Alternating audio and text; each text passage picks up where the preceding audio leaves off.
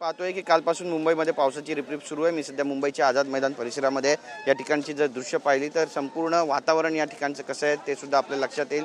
ठिकठिकाणी चिखल साचलेला आहे, पाणी साचलेलं आहे आणि तरी देखील मराठा आंदोलक जे आहेत ते आपल्याला या ठिकाणी एकवटताना पाहायला मिळतात। सकाळची वेळ आहे, बरेचसे आंदोलक जे आहेत ते सध्या नाहरीसाठी गेलेले आहेत। मात्र जसं जसं दिवस वाढत जाईल, वेळ वाढत जाईल तसे तसे सगळे आंदोलक रेनकोट घालून या ठिकाणी येणार असल्याची माहिती मिळते आणि संपूर्ण जे मैदान आहे ते सुद्धा ओसांडून वाईल अशी सुद्धा माहिती मिळते। आपण पाहतो या ठिकाणी मनोज जरांगे पाटील यांच्या उपोषणाचा आजचा दुसरा दिवस आहे। बरीचशी नाराजगी या सगळ्या आंदोलकांमध्ये आहे, कारण सरकारकडून महानगरपालिकेकडून यांची योग्य ती व्यवस्था जशी व्हायला हवी होती तशी होऊ शकली नाही। आणि दुसरीकडे दुर्दैव म्हणजे पावसाची जी रिपरिप आहे ती सुद्धा यांच्यावर सुरूच आहे। कालपासून पाऊस बरसतोय मुंबईमध्ये आणि त्यामुळे आझाद मैदान जिथे हे सगळे आंदोलक काल बसलेले पाहायला मिळाले त्या ठिकाणी आज चिखलाचं साम्राज्य आहे, घाणीचं साम्राज्य आहे। बाटल्यांचा खच या ठिकाणी पडल्याचं स्पष्टपणे दिसतंय, थैल्या पडलेल्या आहेत, मात्र कुठलीही स्वच्छता या ठिकाणी नाही आहे अशी खंत सुद्धा या सगळ्या मराठा आंदोलकांकडून व्यक्त केली जाते। ठिकठिकाणी त्यांनी छोटे छोटे टेंट सुद्धा बांधलेले आहेत आणि या टेंटमध्ये त्यांनी आता आसरा घ्यायला सुरुवात केलेली आहे। एकंदरीतच मुंबईमध्ये अशाच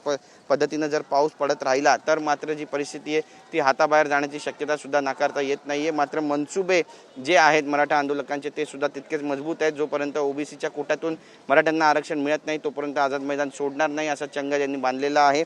आणि मनोज जरांगे पाटील यांच्या उपोषणाचा आमरण उपोषणाचा आजचा दुसरा दिवस आहे। 10 वाजता ते प्रसार माध्यमांशी त्यासोबतच समाज बांधवांशी बातचीत करणार आहे। यामध्ये नेमकी काय चर्चा करणार आहे हे सुद्धा पाहणं तितकंच महत्त्वाचं ठरणार आहे।